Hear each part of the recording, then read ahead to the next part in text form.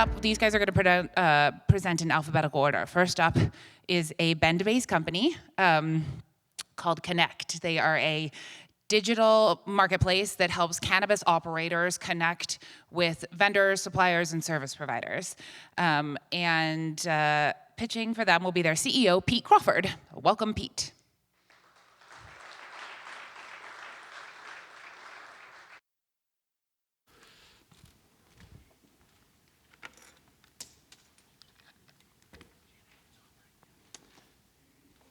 All right. Welcome, everybody. Clicker's on the podium. Oh, let's see there. Okay, got it. My name is Pete Crawford. I'm the founder and CEO of KinectAir. Thank you to EDCO and the Bend Venture Conference for hosting this great event and the opportunity to be up here today. First, again, we're also the first and only cannabis-related company that's been in the Bend Venture Conference, so that's pretty exciting. KinectAir is a cannabis digital marketplace where operators and professional service providers quickly secure contracts and form trusted partnerships. And you'll note that we never touch the plant, which is a pretty important part of our business model. That is not working. There we go. I've held executive level positions in both consumer packaged goods and software companies in the cannabis industry for 8 years. I have 2 co-founders, 3 digital agency partners, a 4-person advisory board, and 13 investors so far. One of my co-founders, Carlos Perez, has also been in this industry since 2013, designing and launching CPG and technology brands also within the cannabis industry.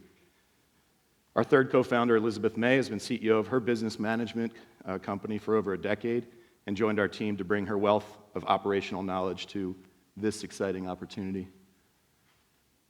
But listen, this is not an easy industry to be in. It's a startup cubed, as we like to say. Startups within a startup industry, within a startup rules and regulatory framework. And this complexity, which can be relatively defined in other industries, but still in progress within the cannabis industry, and you can imagine the challenges of finding qualified business partners. I'll let you soak that mess in for just a minute. As a cannabis licensee or operator, imagine creating project or service requirements just once on the KinectAir platform and matching to the exact partner you need within minutes. The KinectAir platform rapidly compares, matches, and secures contracts between cannabis operators and service providers and gathers data that no other platform can touch. To be sure, this industry is on an unstoppable growth trajectory and will only continue to require exceptional business partnering opportunities. 2 simple statistics in the bottom right tell a big tale about where this is headed. If you've been in the cannabis industry or seen much about it, you've seen those statistics. According to 2021 Marijuana Business Daily annual fact book, there are approximately 40,000 ancillary service providers in the US alone. We plan to include most of them on our platform within 12 months of launch, and we'll start with a carefully curated list of 10 categories when we launch in Q1 2022. So who's our competition? Every cannabis business needs help finding great service providers in dozens of categories. Until now, they've almost exclusively relied on passive directory listings, word of mouth, or internet searches. We're shifting lead generation to deal creation.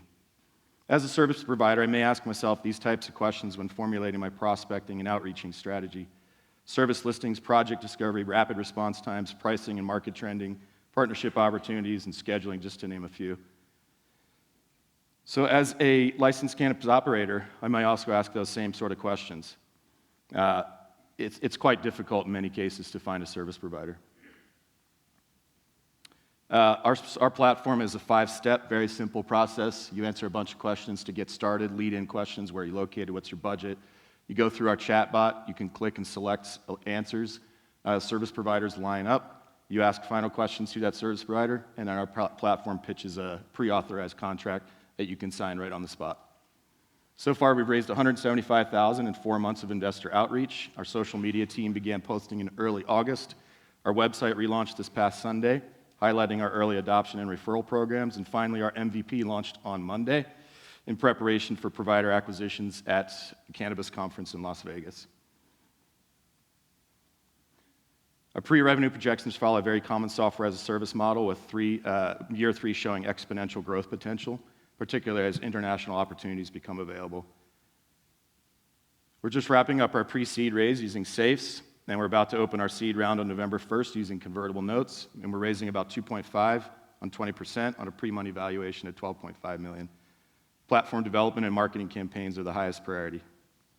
Thank you. Okay, thanks, Pete. Gosh, you really just make such a wild industry sound so dusty when you talk about service providers. So I was hoping you could spend a little bit more time just explaining like why this even has to exist. Like if I go into the knitted pot holder business, I don't need like a sort of omnibus service provider directory to find my like yarn and my needles and my shipping provider. Like, why does cannabis need something like this? So it really goes back to that startup queued mentality where everything that you're doing in this industry is relatively new. And you know, it's an exponentially difficult transaction almost every time. You're trying to find partners that are probably new to an industry. They may be new to their particular type of category, and it just becomes a challenge because there are also people coming and going from this industry. I've been in this industry for 8 years, both as an operator and a service provider, and every single time the sales cycles and the service cycles become very, very challenging. So we're taking a stab at shortening those life cycles down very, very shortly. And can you just one more time explain how you make money off of running this directory? So Sure. who pays? Is it the cannabis operators, the accounting firms, everybody? So we do not take any money from cannabis operators. We earn revenue from service providers, 3 different streams. So first are listing fees for less than $100. You list your service, you craft your service using our chatbot. That service then is part of your account. Then we take a transaction commission between 5 and 7% of the value of the contract. And then we also have a subscription model that offers a significant number of additional features. And that subscription model becomes our retention model. All right, folks, now is your chance to head to menti.com. The code that we're going to be using today is 80855471. You can ask your questions to Pete. Pete, a wonderful presentation. I enjoyed your presentation last month. I totally believe in what you're doing. Thank you. What do you see being the biggest challenge in getting this thing like where you project it to go? Marketplaces are always challenging, two-way marketplaces for sure. We're focused heavily right now on the supply side, as they call it. So our providers are our revenue and suppliers on the platform. That's pretty much our main focus for the next several months as we lead into Q1. It's all about marketing. So my first co-founder is a 20-year resident of Bend, a great friend of mine, and a fantastic marketer. If I can show some of these just beautiful things that we've got right here. So he's done a fantastic job, and that's a huge part of it, is we're building a brand in addition to a service. So. Well, you do that very well. You have already shown us that. So again, the code is 80855471. I know it's pretty clear to me how you had the idea that this needed to happen, but how did you get to the point where you figured out, like, this is how we're going to solve the problem? So that journey that started here in Bend, I was the first CEO of Lunchbox Alchemy, which is a brand. And then I wound up as an executive, not wound up, but I was an executive on a software company, seed to sale tracking company, until COVID kind of came around.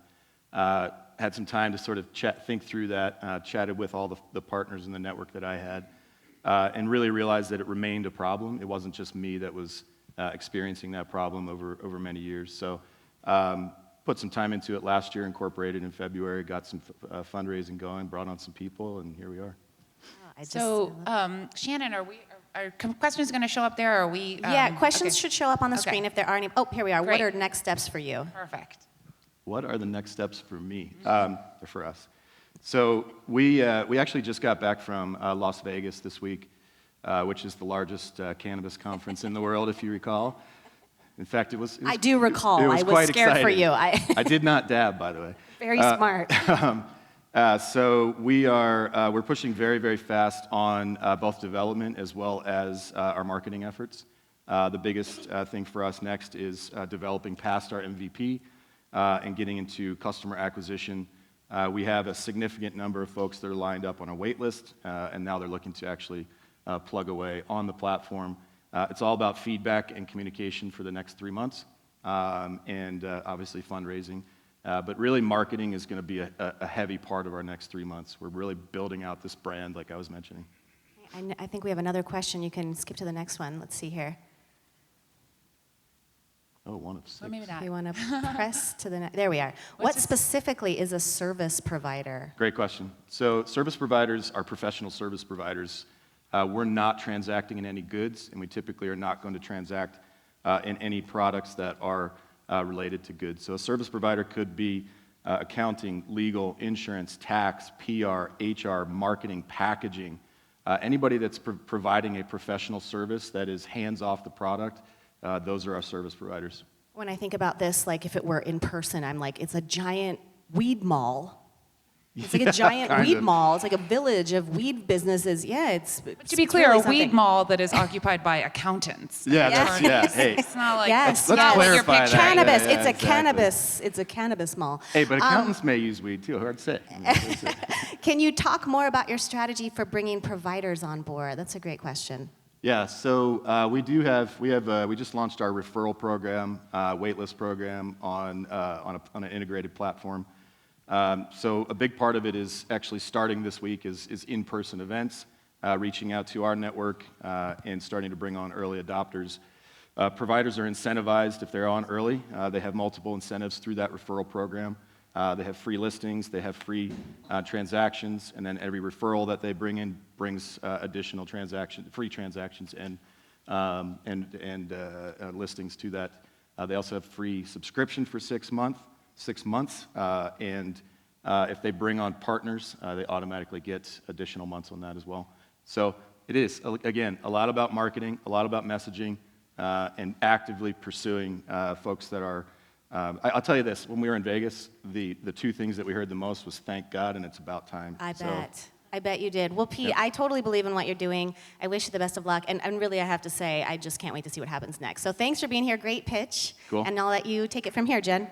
Awesome. Thank you, Pete. Okay. I have a question. When I stand here, is it just, am I like a floating head? Like, am I camouflaged? I'm going to try and stand elsewhere during the next presentation. Okay, so next up, we are welcoming another company that sounds exactly the same. They're called KinectAir. And they are a new way for people to travel by air with affordable small aircraft booked using your smartphone. Presenting for KinectAir will be Ben Howard. Let's welcome Ben to the stage.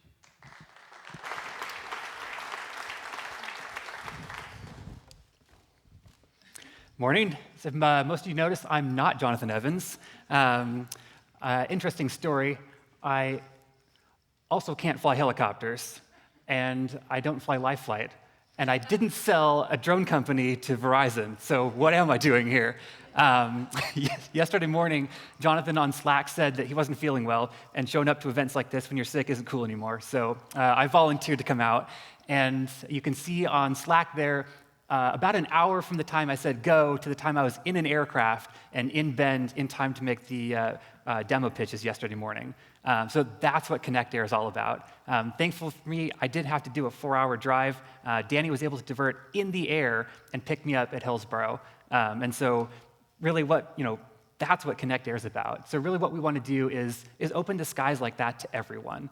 For us, flying like that, that's the way we should fly. It shouldn't be going to PDX and standing there for hours. It shouldn't go to SFO and stand there for 3 hours.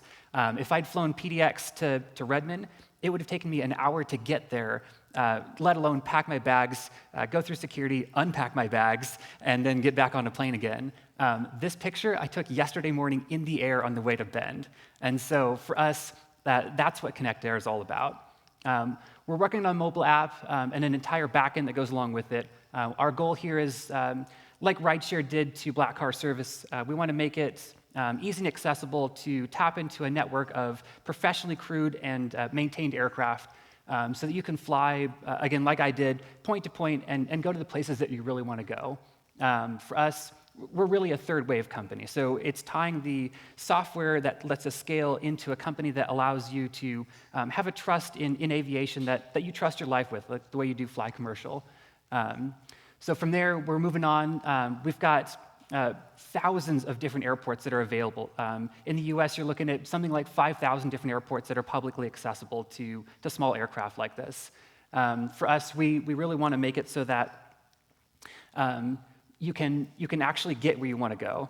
To test this out, we knocked together a prototype. So what you're looking at here is 15,000 different routes that future customers have built for us. In Bend alone, there's something like 550 different routes out of the city going to 170 different cities.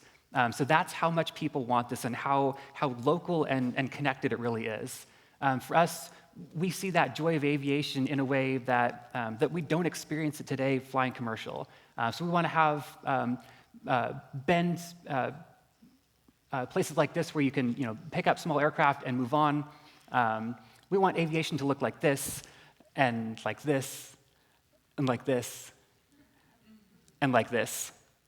And thank you for flying KinectAir.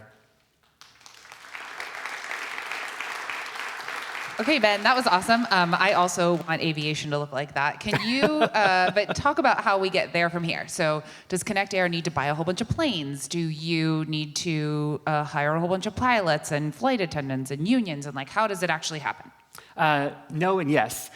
So we don't want to own most of the aircraft. There's a pretty common model out there for aircraft. It's fractional ownership, where we basically say 3 or 4 people go together and then pick up a whole aircraft that way. None of them is going to use the aircraft full time, and that gives us a lot of extra time available in the aircraft to put it into retail service, again, with professional maintenance and professional pilots behind it, so that when customers fly, they've got a professional pilot up front, not some Yahoo who had an old airplane. That's some Yahoo. I am, like many of you, I have occasionally, for fun, asked a private jet company like Wheels Up or JetSmarter to tell me how much it would cost to fly from Bend to Boulder to visit my friends, especially in pandemic land. And they're always like, oh, it's going to be $50,000 for you to fly your family round trip. And I sort of think, like, there's no way that that's worth it. So Yep. how do you, is this the kind of prices that we're talking about, private jet prices, or something else? Our goal is to go to market for about $1 a mile. Initially, a little bit more expensive than that, but if you go to KinectAir, you can go put in that Bend to Boulder trip and see what it's going to cost. But it's about $1 a mile per seat. Okay. And you talked about this idea of kind of like the black cars, right? So of course that was the original idea, was that Uber drivers would bring their own vehicles, and of course Uber eventually kind of got into the helping with that. Is that kind of again what you're thinking to help ramp things up, or? There's definitely going to be some owner pilots out there that are going to come into the network. We're going to be picky about them and picky about the aircraft. With Uber, if you get into a ratty old Honda, it's okay, you're going to live. Aviation, we don't fly that way. And so for us, we're going to have some control of that. We're also going to go through the entire certification process to run a real aviation company. So the Part 135 certificate that lets us train pilots, lets us crew and maintain them in a way that rideshare really doesn't today. While we are waiting for these questions to come in, maybe I'll do 1 or 2 more. So say more about those owner-operators. Who are these people? Are they folks who like already fly commercial and they have a plane on the side, or are they like retired pilots, or like who's the talent pool? Yeah, so the existing aircraft ownership network, there's a bunch of I guess kind of 2 categories. So there's either somebody who owns a whole aircraft or somebody who owns a fraction of an aircraft, and both are fairly common. Whole aircraft ownership, it's somebody who it's their baby and they don't want people to touch it often. With fractional ownership, most people understand that like this is I'm buying a share of this thing, and it's part of that network. So we're going to convert both kinds of pilots and planes. And then as far as pilots goes, we want very, very senior captains, so ex-military, ex-commercial, that this is the pilot in command in your small aircraft. That is where safety gets done. So maintenance keeps the aircraft safe, but pilots making good decisions is really where your life is. And so for us, we're talking many thousands of hours for most of the pilots. That's great. Okay, so Ben, are you brokering flights or building airports? This is a question from Menti.com. So we did some initial flight brokering through other 135s to start with. What we found was that we didn't have good control of that process. They still do their reservation system in paper notes and spreadsheets, and their flight logs are on carbon copy triplicate, and so they couldn't tell us if the aircraft was available. They couldn't tell us if somebody had booked it. And that's why we're going to go do our own 135. That way we can do digital maintenance logs, digital pilot logs, and actually keep that aircraft airworthy in a digital space so that all of my chess pieces are digital. So when somebody pulls open that app and says, hey, what's it cost from flight A to B? I say, okay, I've got an empty aircraft here. I can move it to you and go do that flight. And so until that chess piece is digital, I can't do it. So brokering flights, it really didn't work well for us. And I like this question. What's stopping the major airlines from implementing a similar business model? So there's a couple that have bought their way into it. So Delta did private jets through an acquisition. They really have a hub and spoke model baked into the way that they do things. That's how they optimize their load factor. They want those aircraft as busy as possible, or as full as possible. And so doing direct routes is really tough for them. That their entire economic structure is bent the other way. Dinosaurs, I think they call that. Jen, you have one more? Yeah, part of the Portland Seed Fund thesis is that we invest in companies that are capital efficient and growing quickly. And when we sort of start talking about, okay, Delta got into this by buying a fleet of planes. I mean, that's not capital efficient, right? So explain how you can scale this company with a reasonable amount of private capital or debt or something, and not have to buy a fleet. Yeah, so the 135 operators that are out there today, so those are charter operators where you call the phone and say, hey, look, I'd like to do this flight. And then they say, hey, well, I think Joe's planes may be available. Let's go check. And you go through this whole buying something on Craigslist dance to get it happening. Those operators love flying their aircrafts, and they hate filling seats. And so for us, what we would like to do is, once we have that brand power, start to convert them like a franchise, where we say, okay, take your 135 and run it under ours, or convert your 135 to do things digitally. So recertify under that new digital paradigm. And that lets us capture those existing fleets that are out there and do it the digital way that we need to do it. Ben, I just love this idea. I was sharing your plan with a pilot friend of mine, and it was so funny to watch his brain kind of go from the old way to what might be possible. And I'm just rooting for you guys. Thank you. Your pitch was awesome, and thanks for making it down here so easily. Yep. Thanks to KinectAir. Ben.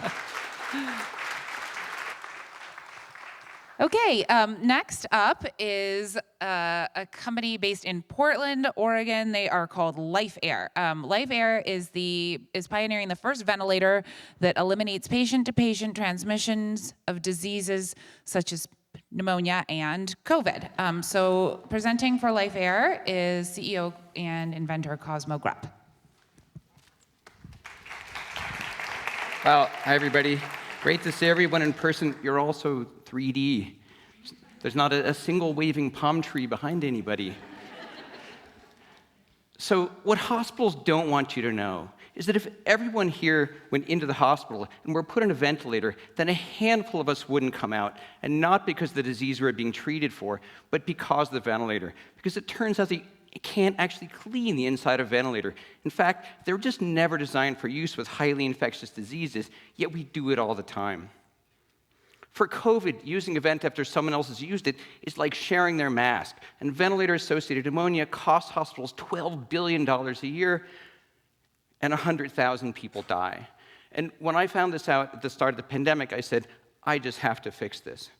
So if you're wondering what a post-pandemic world looks like, Fauci wrote a paper over 10 years ago in which he wrote, the modern flu is the Spanish flu, and we've been living in a post-pandemic era for 100 years. So we know that COVID is here to stay.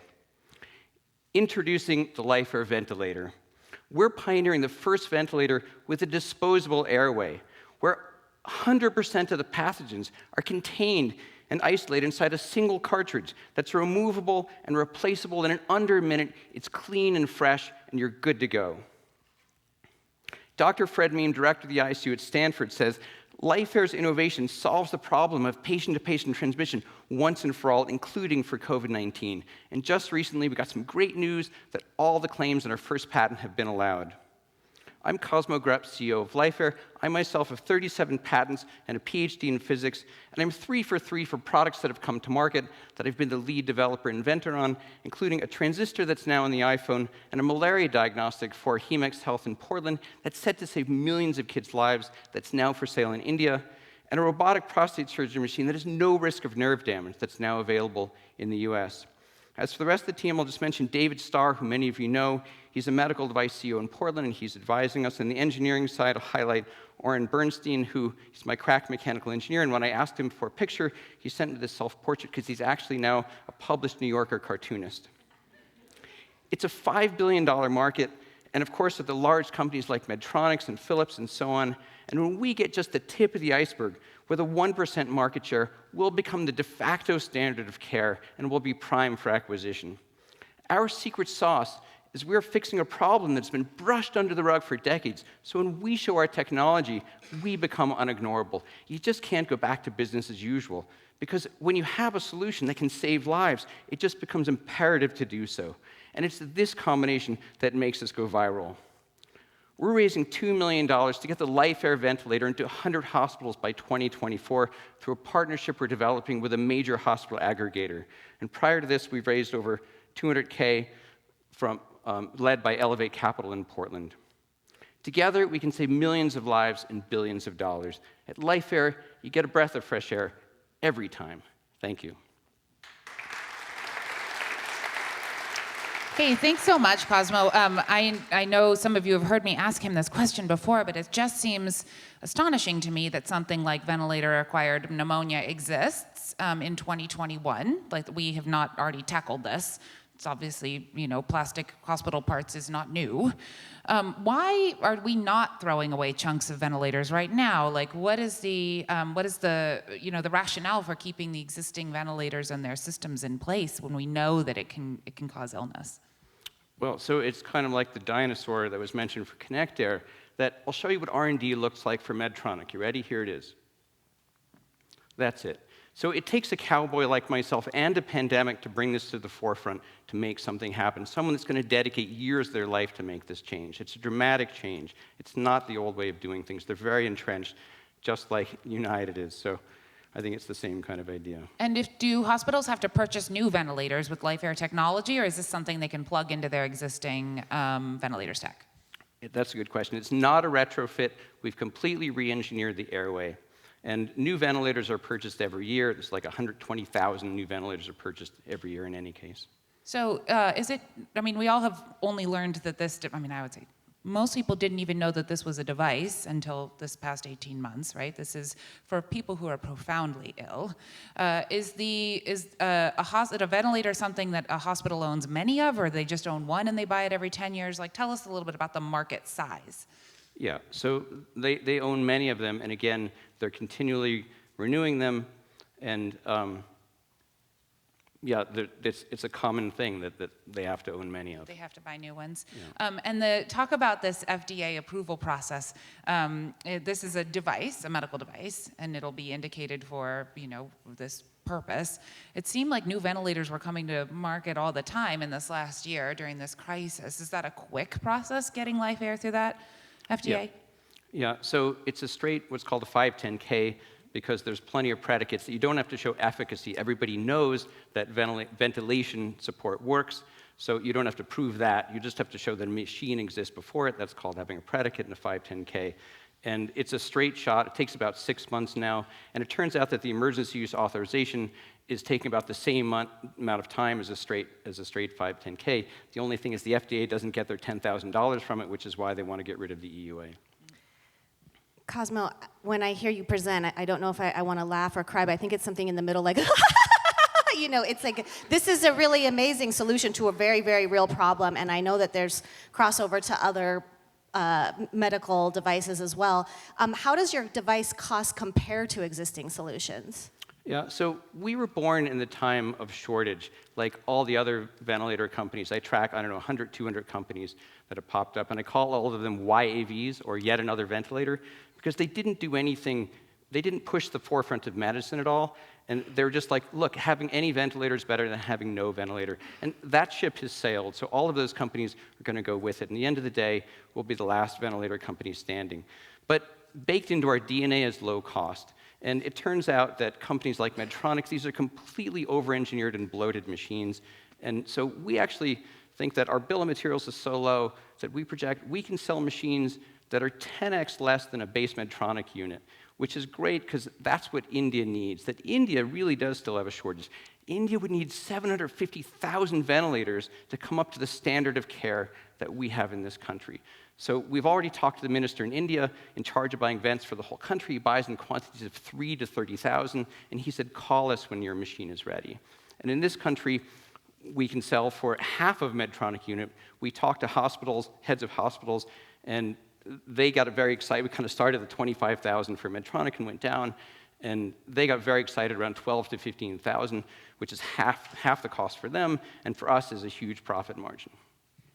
Cosmo, I imagine that this is something that you could fund in a different way than raising private capital. This is sort of a nerdy venture capital question. Medical devices often get funded with grant money because they are something that is in the public interest. Is there any public funding behind the project that you've done so far, or are you going to go look for any? Yeah, so I applied very early on and to get an SBIR, and I think my device is way too early. But now that we're applying now again, and this new prototype was finished, last Saturday at midnight. So now we're in a really good position to get that SBIR funding. Awesome. So real-time decision-making. That's great. So we have a question from Menti.com. Hospital systems are notoriously difficult to sell into. Will you go direct to ventilator manufacturers, or what's your plan for that?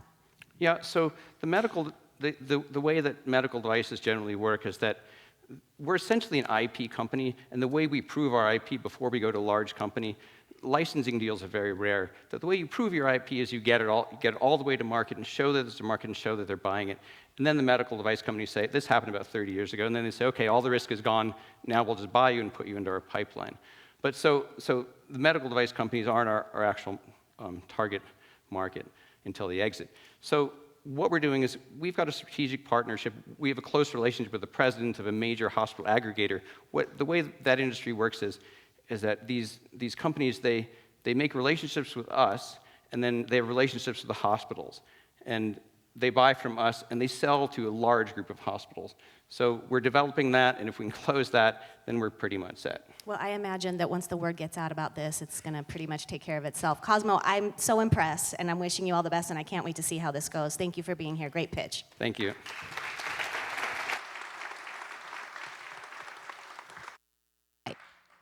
Now for something completely different. Next up is the company Radious, also based in Portland. Radious is a business-to-business marketplace for rentable home office and meeting space. Presenting for Radious is their CEO, Amina Moreau. Thank you. Hi, everyone. I'm Amina Moreau, CEO and co-founder of Radious, which is a B2B marketplace for rentable home office and meeting space. Working professionals have spoken. Remote work is here to stay. But the problem is that working from home isn't great for everyone. Some people have a ton of distractions.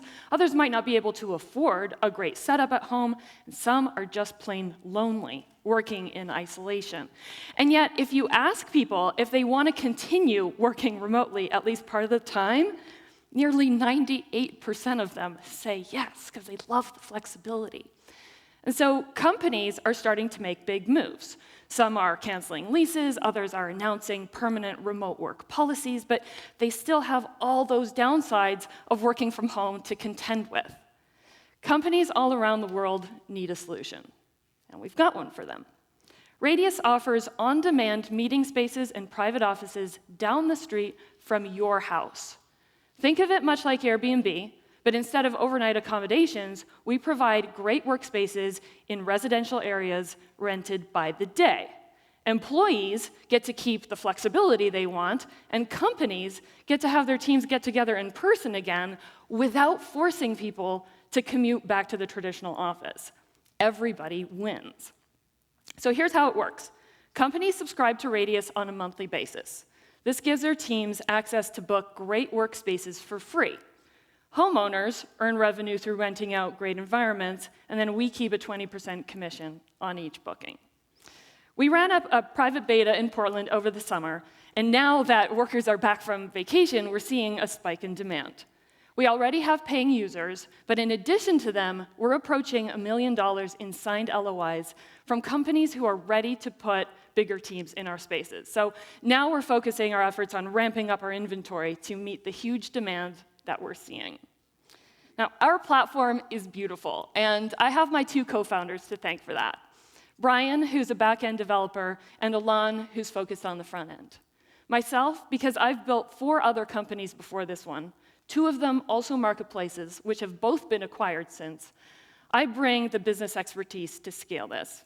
My background in storytelling psychology has won one of my previous companies 5 Emmy Awards, and as an open-level tennis player, I've basically had grit burned into my DNA since I started competing when I was 7. But you know what excites me the most about this is that we're not just an office solution, and we're not just another marketplace. We are fundamentally changing the way that the world works. Companies no longer need to be constrained by the inflexible office or their employees isolated in their homes. Imagine a world where companies have distributed workplaces wherever employees are. It's an entirely new model of work. It's a movement, and I'm thrilled to explore partnerships with folks who find this exciting too. Awesome. Thank you, Amina. Remember, everyone has read these stories of when Brian Chesky would go in and pitch Airbnb, and everyone was like, that's disgusting. No one's going to sleep in some random person's couch. Like, it's never happening. Fast forward. My question for you, as someone who does book these meeting spaces every now and then, working in a hotel conference room is horrible. It's soulless. Thank you. And boring, and the lighting's terrible, et cetera, et cetera. But they give you the little notepad and the pen, and they bring in the pitchers with the water and the ice, and at lunch they will bring you a Caesar salad. And, you know, I wonder, like, if I book a house, you know, am I gonna get a level of service? Or are companies sort of saying, like, look, we really didn't need the notepad anyway, we're ready to dispense with all of it? Sure, yeah.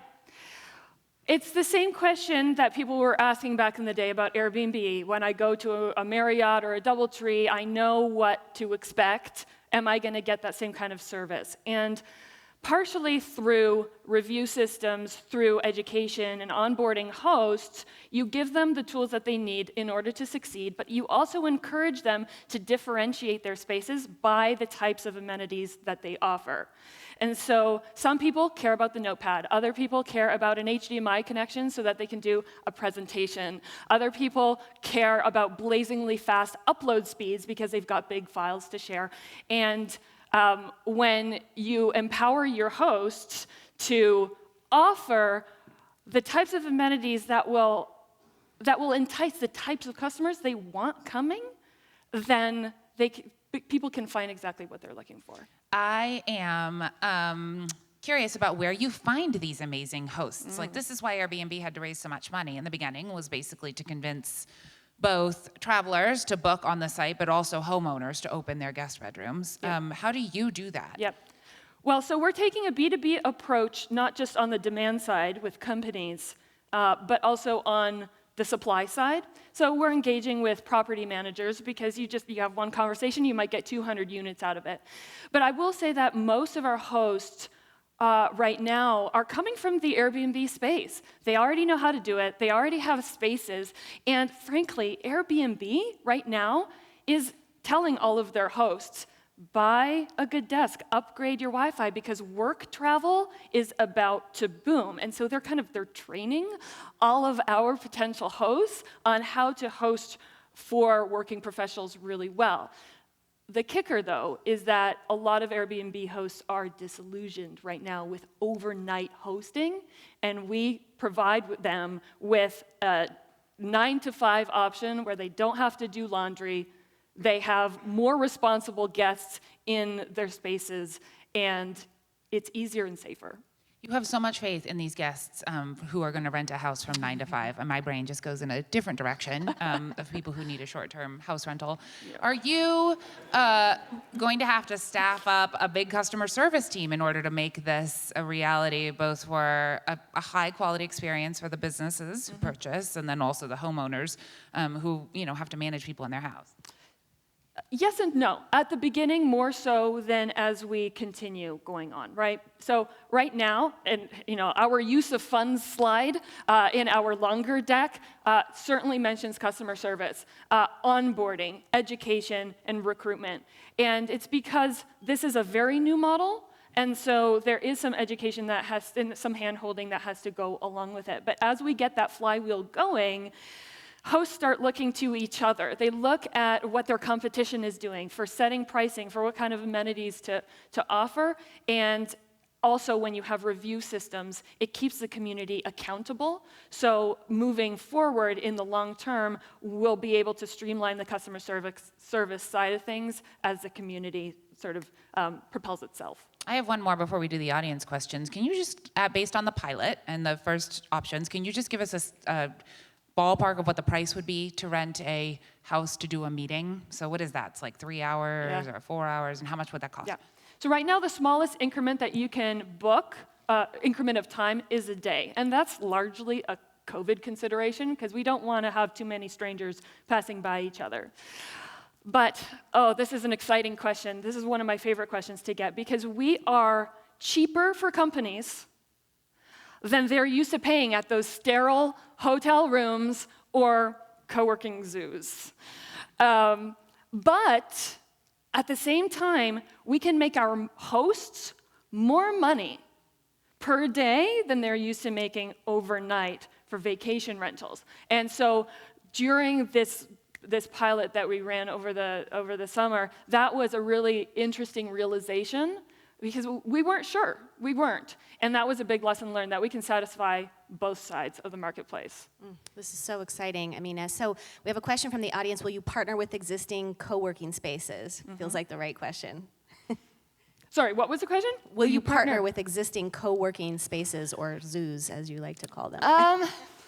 We see them as a potential acquirer, but one of the questions that we get that is related to this is, do you accept commercial inventory? So I interpret this question as, will we list co-working spaces on our platform as part of our supply? And the plan currently is no, because one of our value propositions is that this is in your neighborhood. It's walking distance away, or maybe a 3 or 4 minute drive. And co-working spaces and the traditional office and commercial spaces in general are more centrally located. And during COVID, and we can't ignore that our go-to-market strategy has to involve some pandemic thinking, we are safer than any public building, period, because they're small spaces and they're invite only, and co-working can't say that. And then there's a way to track everything, right? Can we switch to the next question, please? I think what we could do is we could take all those old empty business spaces and turn them into apartments. They're doing that now. Yeah, this is great. Affordable housing. Who would have thunk? I know. Airbnb hosts can cancel reservations. How do you ensure workspaces will be available for an important meeting? Yeah. So we do have a cancellation policy for both sides of the marketplace. This is an area that we're still taking feedback on from companies, working professionals, and the hosts. So I imagine that over the next few months, things will be malleable. But the one thing that is not malleable is about setting clear expectations. So if you say you're available, you have to be available. And the feature that we are working on right now that is going to be ready in about 2.5 weeks is calendar sync.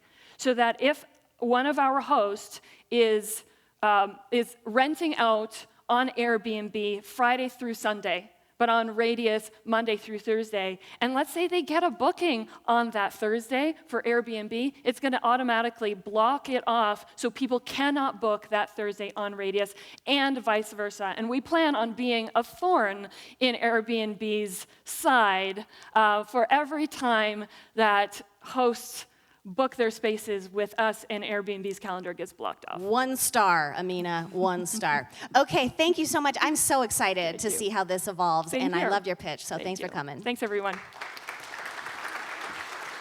Amina is the #1 ranked female tennis player in the Pacific Northwest, which is terrifying. And also, Amina looks better on Zoom than any human I have interacted with in the last 18 months. So, yay, thank you. That's a hard act to follow, Sydney. So our final presentation is another company based here in Central Oregon. Tonsil Tech is an at-home handheld device to remove tonsil stones painlessly and effectively. Pitching for Tonsil Tech is their CEO, Sydney Quinton Cox. Very good. Am I good? Oh, oops.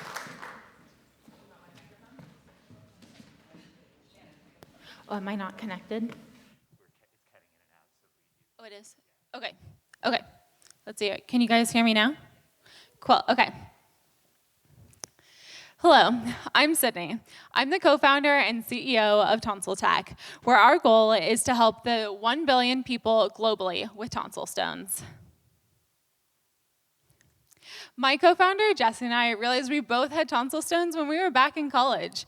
And after graduating from Oregon State University, whoop, whoop, with bioengineering degrees, we worked in the Bay Area at pharma, 3D printing, and med device companies. That's also where we met our third founder, Daniel, who leads digital marketing for several startups. Now, if you don't have your tonsils and you've never heard of tonsil stones, that's not a surprise, because in the late 1970s, doctors stopped performing routine tonsillectomies on children. So more young people have their tonsils, which have these naturally occurring pits and grooves that end up collecting junk like food, mucus, and bacteria that calcify into these little chunks called tonsil stones. Tonsil stones have a strong, pungent sulfur smell. They feel uncomfortable and they are challenging to remove. In short, tonsil stones cause really bad breath. It's kind of a gross problem, which is why people are embarrassed about it, and you're not hearing them openly talk about tonsil stones. Tonsil stones are an unaddressed necessity in the multi-billion-dollar oral care market because conventional methods like mouthwash, toothbrushes, and tongue scrapers, they don't remove the source of that pungent sulfur smell.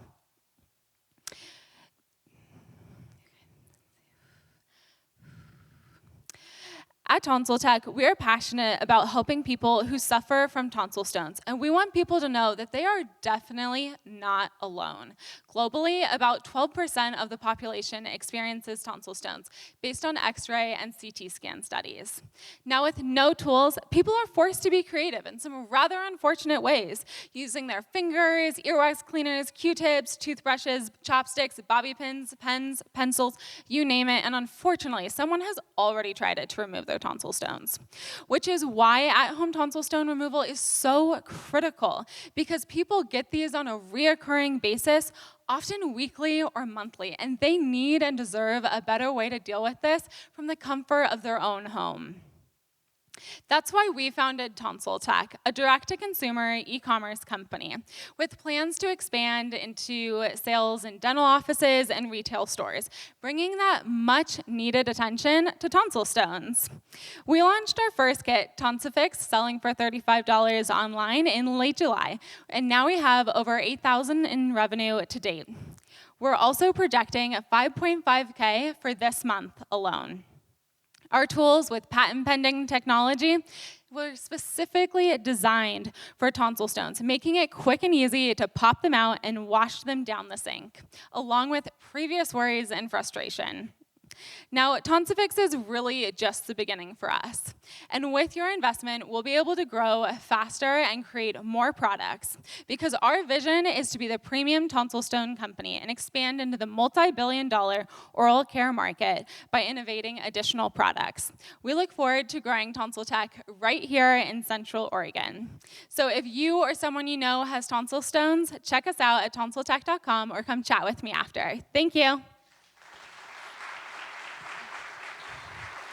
Every time Sydney starts talking, I feel boogers growing on my tonsils. Like, you don't think about this unless she explains it to you. And so I'm curious, because I feel like, it sounds like I don't think you made this up. I don't think you made it up, but I had never heard of tonsil stones until you explained what they were to me, which is more than a year ago. How do people find out about this condition? Are there dentists talking to them about it? Is it because I'm old? Like, why? Why don't I know about tonsil stones? So part of it is that embarrassing piece. People aren't openly telling their friends that they have them. We even have talked to some customers who have been married for 20 years and their husbands still do not know they do this in the bathroom. So that's, and then when it comes to dentists, at this point in time, they really don't have anything to offer. It's kind of oh, you have tonsil stones, good luck with that. And so most of the times they choose not to even bring it up. They know you have them, though. They can smell them, and they can also see them on the X-ray and CT scans. So it's definitely something that we know a lot of people have, and we're hoping to start that conversation and really bring it to the forefront. Conversation about, how does one start a conversation about tonsil stones? Like, that sounds expensive. Do you have to buy ads, or how do you get people knowing and talking about the condition? Absolutely. So right now on Google, there are about 1 million searches for tonsil stones each month. So people are already searching in this industry, and because previously there haven't been any options designed for tonsil stones, instead it's earwax removers or water picks that are really painful, it's going to be showing that first subset of people who are already looking for this. They're our main target, and then in the future, we'll be starting that conversation.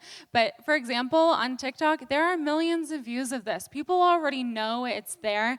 Once people find out that they have them, they might see them in the back of their throat or accidentally cough one up, they're all searching on Google, what is this? So that's how most people learn, and then we'll be working to educate them even more so that they feel comfortable discussing it with their primary care doctor or their dentist in the future. I feel all startups should just start their pitch with, seriously, everyone's talking about this on TikTok, because VCs would be like, okay, sure. I guess I believe you. We had a conversation about whether this is a medical condition, and this is a pretty extreme version of this, right? Should we just be amputating tonsils in order to get rid of these things? Is it a medical condition, or is it I don't know, just a nuisance, and so it doesn't really count as something that is diagnosable? Yeah, so right now in the medical industry, tonsil stones are not a medically diagnosed disease, and they don't lead to a disease state. So that's why we fall under the general wellness category. However, in the future, we would like to see this be pushed upwards so that this is given more attention. And then for the question that we have up here about why are tonsils so important, wouldn't they just remove them? Well, having an extra surgery, especially for young people, they've stopped doing that. It's no longer considered a medically necessary surgery when you're 5, like it might have been before the 1970s. This is a bad question. This elective surgery is not fun. We should not just be amputating tonsils. So the other thing about that is that when you're an adult and you've realized, okay, I have tonsil stones on a reoccurring basis, and you're really frustrated with them, by the time you're in your 20s and 30s, getting a tonsillectomy is quite severe. We've actually had some people explain that it was as bad as their pregnancy. It's incredibly painful. You're up for every 30 minutes. Drinking water, people have to be there to help you.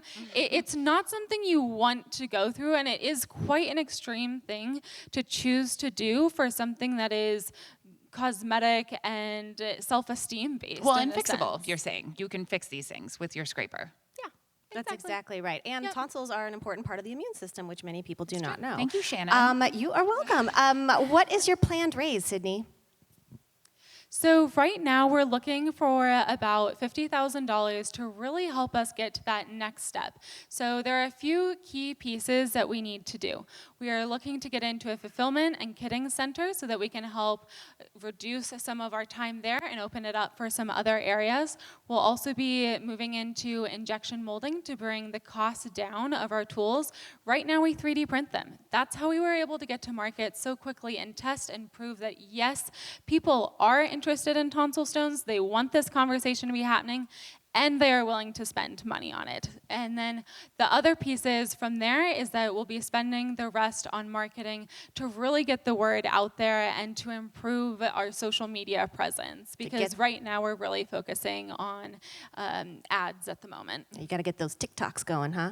How will you compete with the dozens or hundreds of Amazon products for tonsil stone remover kit already for sale? So those are all for something else. So they are for earwax removers. They've got these small parts that you don't necessarily want in the back of your throat. Some of them are really sharp, and they're all being repurposed. We are the first company to take this seriously and show it the respect that it deserves, especially considering about 12% of the population or more is experiencing this. I love that piece, that you're taking something that people might be feeling shame about and saying, hey, this is something that affects a lot of people, and here's a great solution. Well, I'm rooting for you, Sydney. You pitched so well. I know there's lots more questions, but you can have a chance to check on with these people later in person.